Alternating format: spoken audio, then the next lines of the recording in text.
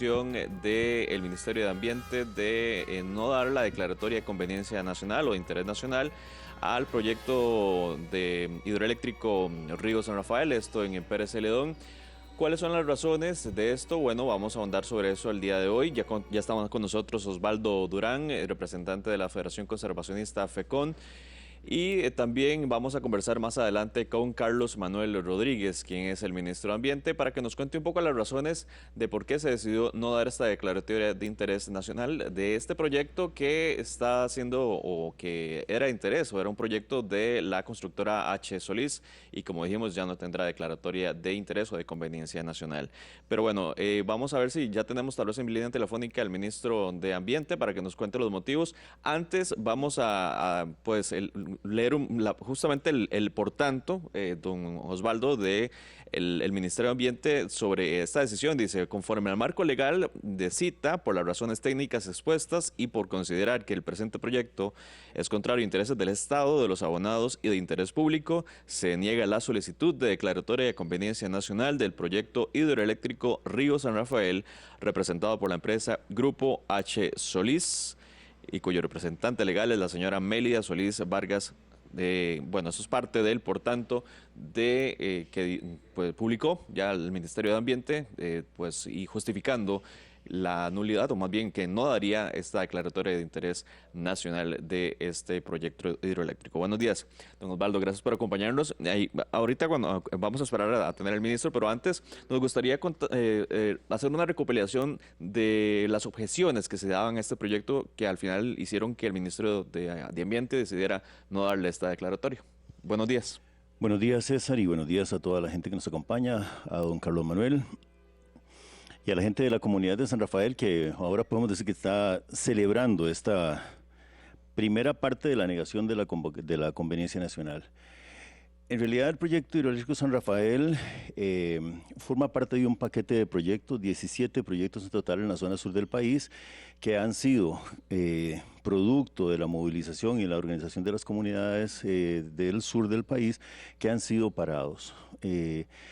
¿Por qué han sido parados? Bueno, de hace más de 20 años nosotros hemos venido planteando la necesidad de que el país repiense, reelabore todo su modelo eléctrico, porque el modelo eléctrico ha estado basado fundamentalmente en represamiento de ríos.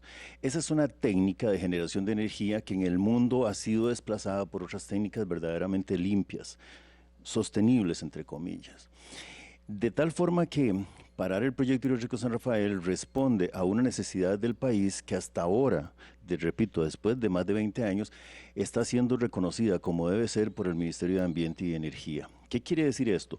Cuando yo digo repensar el modelo eléctrico, me refiero a la necesidad de que el país tiene de ver cómo va a sustituir las plantas hidroeléctricas por otros formas de generación.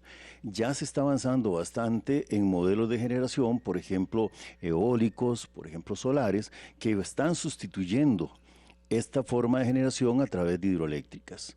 En el caso de San Rafael, nosotros hemos tenido, para ponerlo así, a modo de titulares, un proceso en el cual la institucionalidad, me refiero a, por ejemplo, la SETENA, la Dirección de Aguas, ARECEP, la Municipalidad de Pérez Celedón, yo he dicho que han estado colusionadas con la empresa H. Solís para facilitar todo este proceso de permisos como el estudio de impacto ambiental, de uso de suelos, de fijación de precios para la compra. El mismo ICE firmó un contrato con la empresa H. Solís para este proyecto sin tener la conveniencia nacional. En términos concretos, ¿en qué se traduce eso?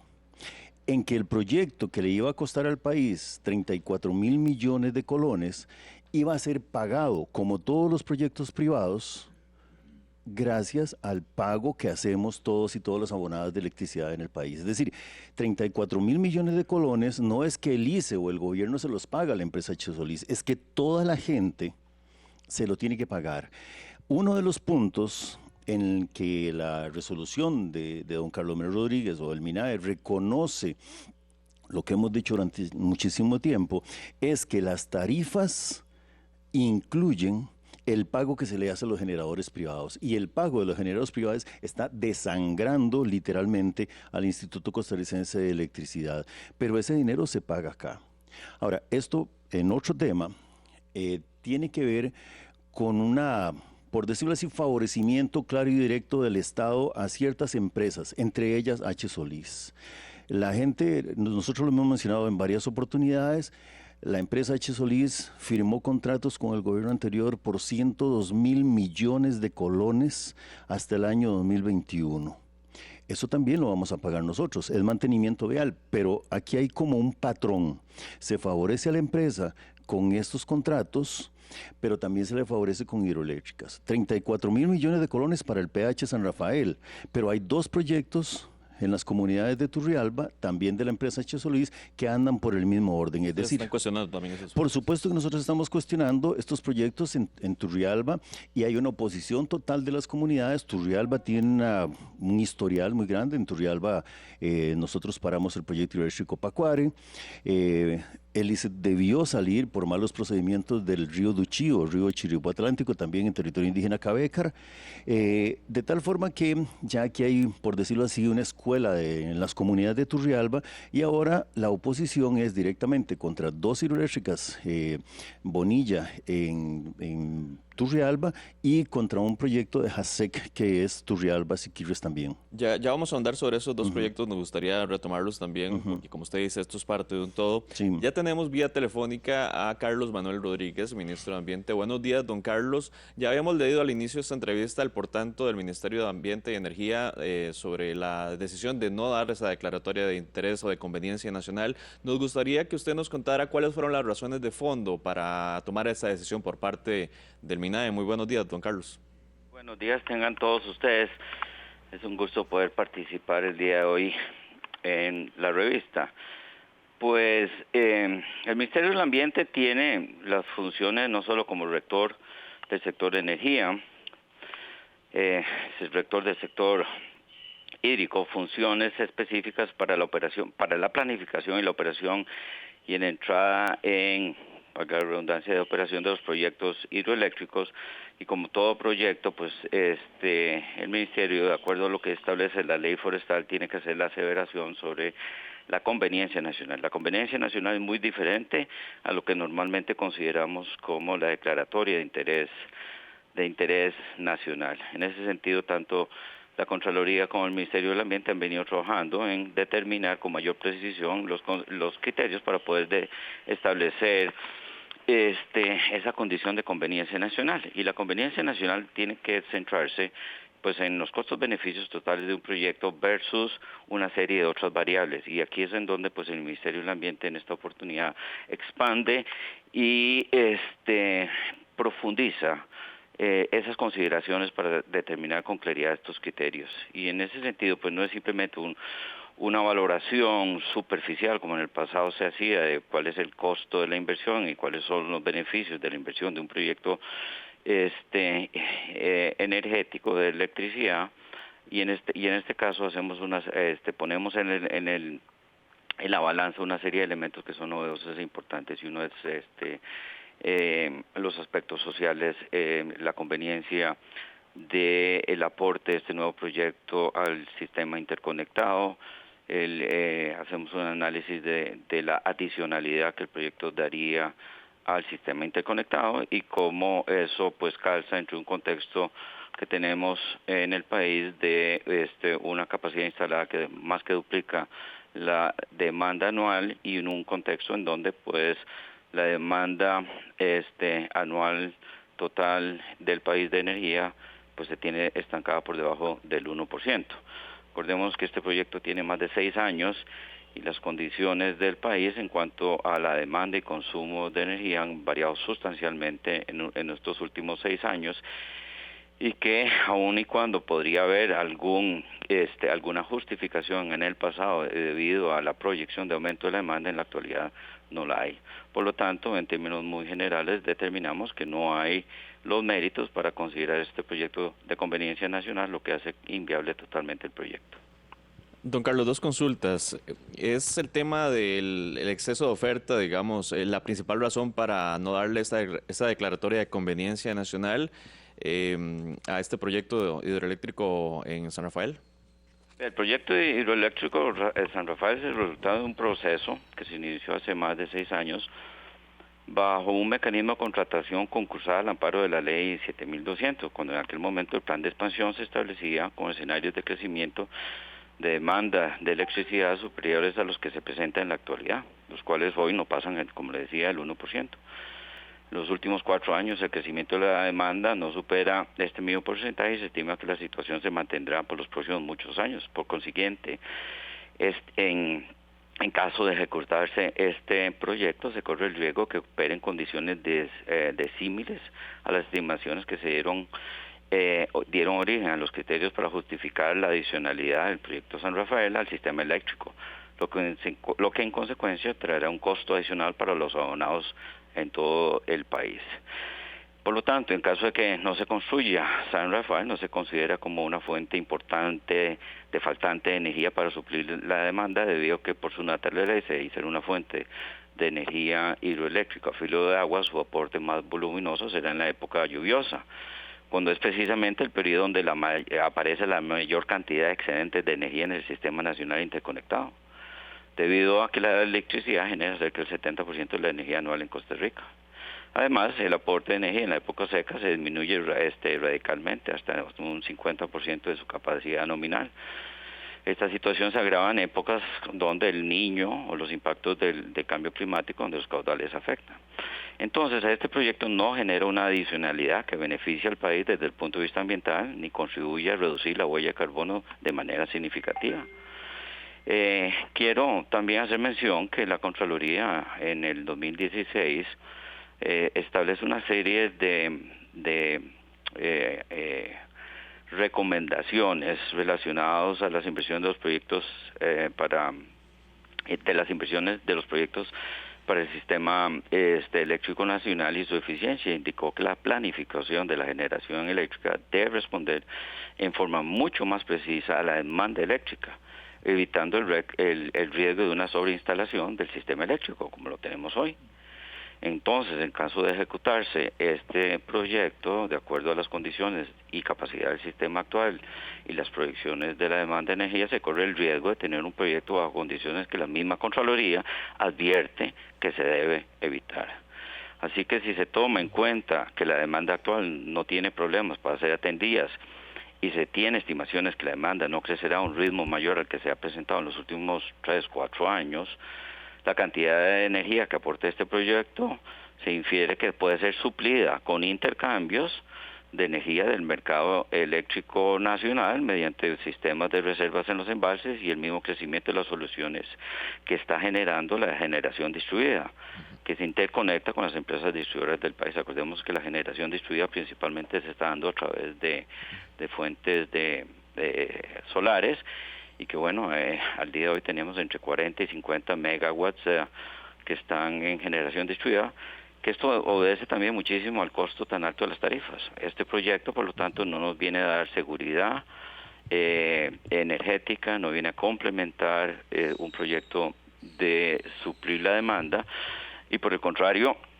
vendría a encarecer las tarifas, una cosa que el Ministerio del Ambiente es muy consciente, es muy sensible, y que requerimos de un proceso de planificación mucho más dirigida desde la Rectoría del Ministerio para que pasemos de desarrollar tantos proyectos que no obedezcan una visión total y completa del país, y que al final lo que se traduce en tarifas más caras.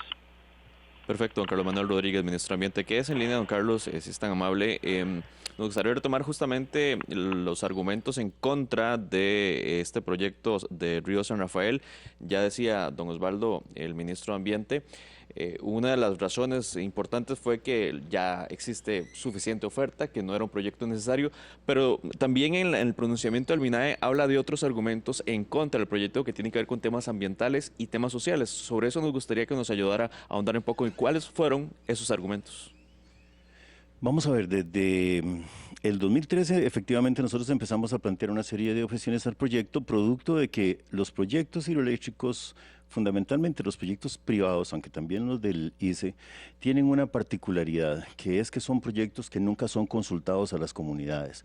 Una de las variaciones fundamentales que hay que hacer en el modelo eléctrico del país, cuando digo repensarlo, es casualmente tomar en consideración derechos de las comunidades y derechos de los ecosistemas, incluso desde mi punto de vista la adjudicación o darle derechos jurídicos a los ríos, porque estamos hablando del agua. El agua es un bien que no debe salir del dominio público, es decir, del Estado, excepto cuando sea sencillamente indispensable.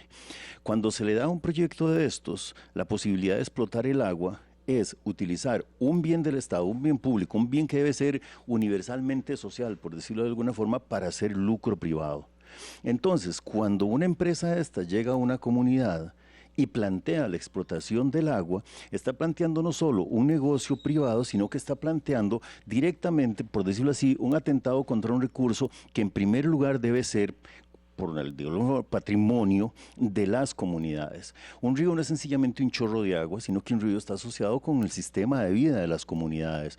Cuando las comunidades empiezan a defender su río, están defendiendo, por decirlo así, su forma de vida en recreación, en alimentación. Muchos son fuentes de pesca, son fuentes de recreación para locales y también para gente que no es de allí.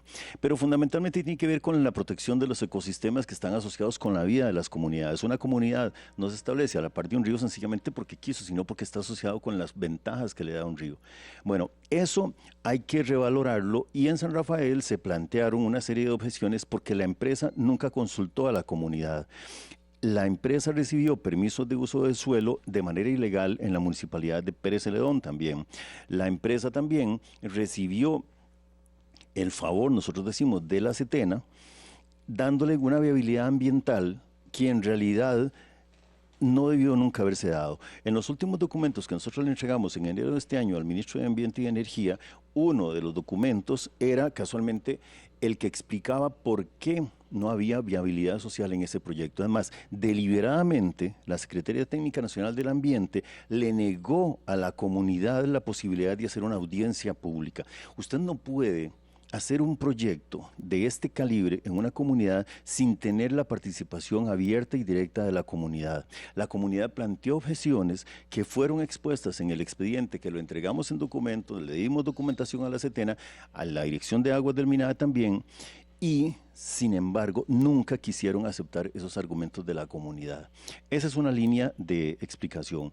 Lo que don Carlos Manuel explica ahora también sobre la sobreoferta en el país es algo que hemos venido explicando desde hace muchísimo tiempo, y repito, hasta ahora el MINAE hace lo que corresponde atendiendo que la demanda del país es mucho menor que la oferta que tenemos. Es más, uno de los asuntos de fondo que nosotros hemos planteado es la necesidad de parar todos los contratos con la de generación privada amparados en la ley 7200 y la ley 7508, porque solo las grandes plantas del ICE, la energía firme del ICE, prácticamente que puede abastecer la demanda nacional. Y si usted toma esas grandes plantas y le suma lo que ahora se empieza a generar con esos 40 o 50 megavatios que mencionaba don Carlos Manuel de energía generada con fuentes alternativas, entonces ya tenemos prácticamente que satisfecha la demanda nacional. Otro asunto que aquí se puso, por decirlo así, sobre la mesa con el proyecto hidroeléctrico San Rafael es que las hidroeléctricas, yo dije al principio, lo voy a repetir de esta forma ahora, ya el tiempo de las represas hidroeléctricas pasó en este país y en el mundo. Es decir, el proceso que se está dando no es de construcción, sino de demolición de represas, y ya van más de 400 represas solo en América del Norte, en Europa un número parecido, y el número sigue aumentando. Y está demostrado que efectivamente, es decir, es un sistema que genera daños a los ecosistemas y a las comunidades por desplazamientos, y en muchos países por asesinato de gentes incluso, que nunca son, por decirlo así, pagados.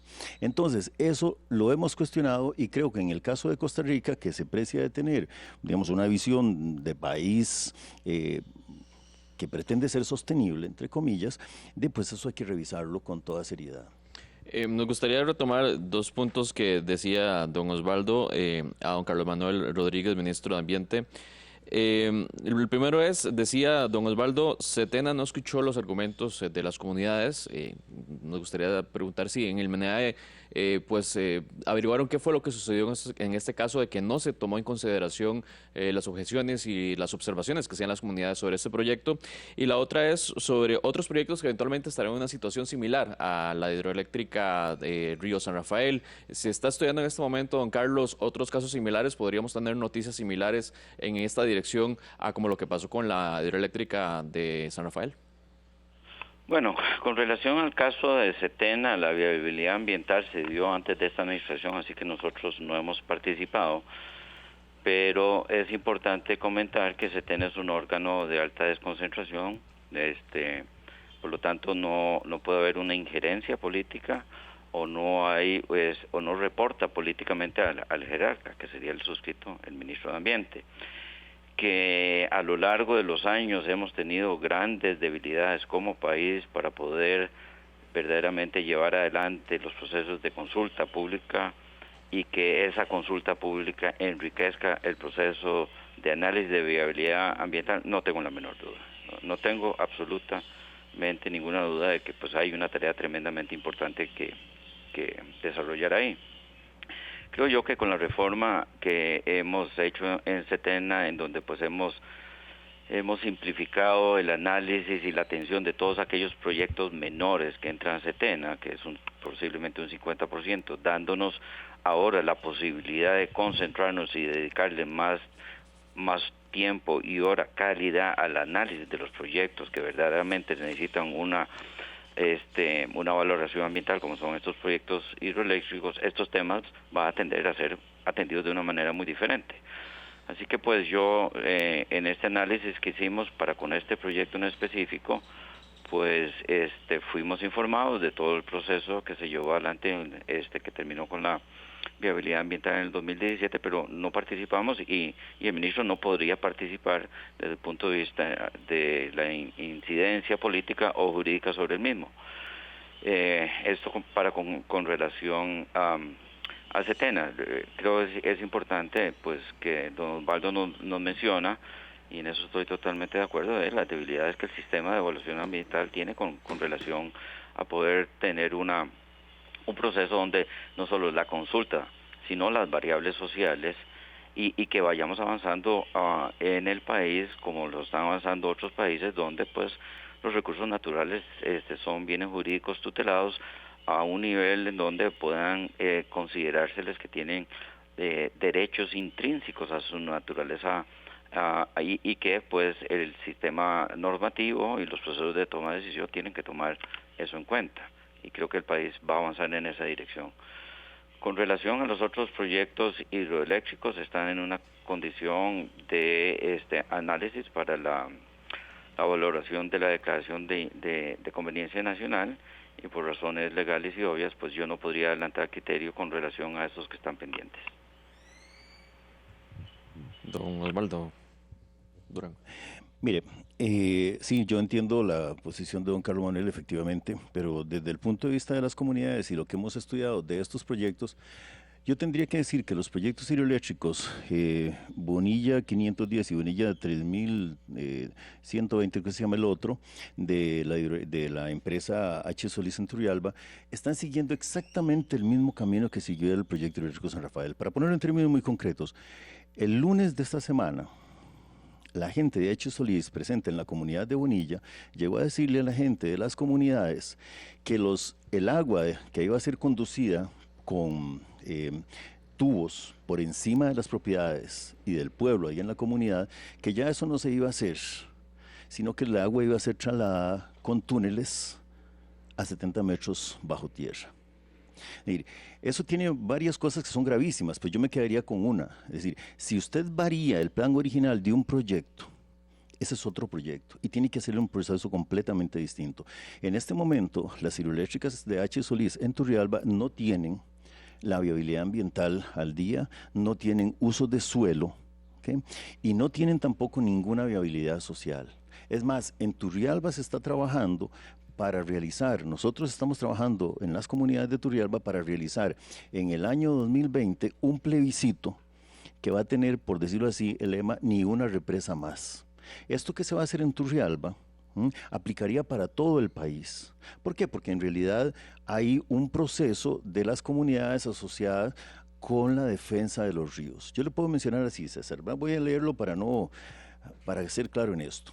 Los proyectos Hidrosur, Los Gemelos, Canasta, Altamira, Cordoncillo 1, Cordoncillo 2, Monteverde 1, Monteverde 2, San Pedro, Peñas Blanquitas 1, Peñas Blanquitas 2, Ángel Sur, El Futuro, Consuelo y ahora San Rafael, son todos proyectos que se querían hacer en la zona sur y que ya no se van a hacer.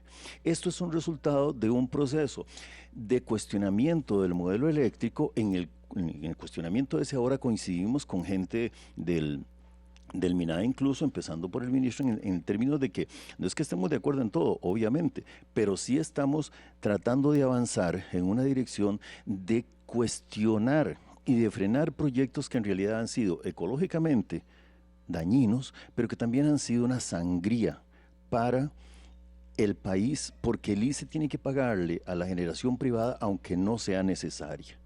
De tal forma que aquí nosotros lo que queremos es no ver los proyectos como casos aislados, sino tratar de ver esto como un conjunto, un paquete, y enfilarnos a una discusión nacional, a un debate nacional sobre el nuevo modelo eléctrico que tenemos que tener en el país. Y esa es una cosa a la que le queremos dar muchísimo peso en el futuro inmediato, ponernos de acuerdo con el MINAE, ponernos de acuerdo incluso con la generación privada de este país. No, existen igual que nosotros existimos en las comunidades. Ellos nos han excluido a nosotros. El Estado ha excluido a las comunidades, las privadas han excluido a las comunidades. Bueno, nosotros queremos incluir. Nosotros hicimos un primer ejercicio en el gobierno de don Guillermo Solís a finales del año 2014 y dio resultados muy buenos. Yo diría que se han avanzado en dirección positiva. El país tuvo la capacidad, como la tuvo este gobierno, para suspender no es liquidar, suspender el proyecto eléctrico, el Diquís. El país tuvo la capacidad para aceptar que frenáramos proyectos como en Pacuari y en Sabegreb, al menos por 25 años. El país ha tenido que aceptar que las comunidades nos opongamos a estos proyectos que leí y a otros en la zona norte, por ejemplo, de tal forma que el escenario ha ido variando. Y lo que tenemos ahora en el futuro inmediato, repito, es la necesidad de abrir un proceso de diálogo nacional para ver un nuevo modelo, visualizar un nuevo modelo de generación de electricidad, pero que tenga como uno de los requisitos fundamentales la participación clara y directa de las comunidades y de otros actores sociales que no son ni generadores, pero que sí pueden ser generadores de política pública en esta dirección. Bueno, lo que parece haber consenso entre por lo menos ustedes como FECON y el Ministerio de Ambiente, don Carlos Manuel Rodríguez, es que ya hay bastante oferta, ya hay suficiente y más bien hay más de la cuenta. Esto podría uno especular tal vez que llevaría a nuevas denegatorias de conveniencia nacional, dado lo que pasó ya con San Rafael, como una especulación propiamente. Don Carlos, y pues nos gustaría ya para ir cerrando, porque sabemos que usted tiene cosas que hacer, justamente hablar sobre esto, ¿verdad? Sobre el tema de que ya hay suficiente oferta, que se está pues analizando otros casos. Y también nos gustaría precisar para la gente que nos está viendo y escuchando qué significa tener una declaratoria de conveniencia, en qué beneficia esto a un proyecto o hubiese beneficiado a un proyecto como el de San Rafael tener esta declaratoria, ¿en qué lo beneficia? Bueno, lo importante aquí es hacer ver que, como muy bien lo decía don Osvaldo, esta decisión del MINAE con relación a este proyecto hidroeléctrico en concreto tiene que verse en un contexto mucho más grande que el mismo del que estamos hablando hoy, sino en ese modelo eléctrico de futuro. Los cambios tecnológicos están sucediendo tan rápidamente que el modelo, como lo hemos concebido en el pasado, va a cambiar muy rápidamente. Y yo pues no puedo estar más de acuerdo con don Osvaldo que el modelo sustentado la hidroelectricidad tiende a cambiar sustancialmente y no me extrañaría que en pocos años empecemos a desmantelar algunas de esas represas hidroeléctricas para volver a reactivar el sistema ecológico de agua dulce del río que pues de alguna manera matamos o afectamos de forma significativa y que pues la energía renovable alternativas van siendo las que vayan dominando en un contexto donde también pues la descentralización en la generación y distribución de energía va a ser otro elemento fundamental, y que en ese sentido pues debemos volver a retomar lo que pues años pasados se hacía a través de un diálogo energético donde todos los actores, desde los grupos de conservación y ambientalistas hasta pues las cámaras empresariales y todos en medio, pues tengamos esas discusiones hacia dónde debemos llevar el modelo con una línea base que es pues de ahí el modelo que tenemos, en donde pues el ICE es el actor principal. Tenemos las empresas de electrificación rural. Se les dice electrificación rural porque así empezaron, pero ahora son generadoras como cualquier otra, ¿verdad? Y que pues y el sector generador privado, y tener esos diálogos de dónde estamos y hacia dónde vemos. En ese interín es importante anunciarles que el Ministerio del Ambiente viene trabajando en una directriz con la finalidad de ordenar el proceso de desarrollo de obra eléctrica, en donde pues vamos a establecer una serie de condiciones muy concretas, muy técnicas y muy fuertes, basadas en estas resoluciones, tanto de Contraloría como criterios de MINAE, como las disposiciones de la propia ARECEP, para que no haya ningún nuevo proyecto, que no haya ningún nuevo desarrollo de ningún nuevo proyecto sin que pase por ese tamiz de análisis previo del Ministerio del Ambiente, con la finalidad pues de ordenar el sector.